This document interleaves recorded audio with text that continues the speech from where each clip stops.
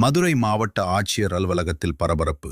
திருமால் கிராம மக்கள் வாக்காளர் அட்டையை ஒப்படைத்து தேர்தல் புறக்கணிப்பு போராட்டம். மதுரை மாவட்ட ஆட்சியர் அலுவலகம் இன்று ஒரு முக்கிய போராட்ட களமாக மாறியது.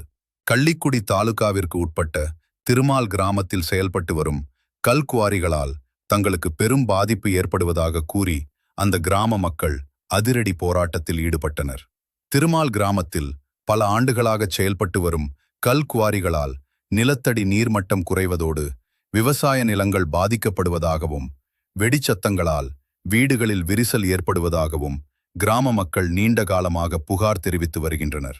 பலமுறை மனு அளித்தும் எவ்வித நடவடிக்கையும் எடுக்கப்படாததால் ஆத்திரமடைந்த மக்கள் வரும் தேர்தலை புறக்கணிப்பதாக அதிரடியாக அறிவித்தனர்.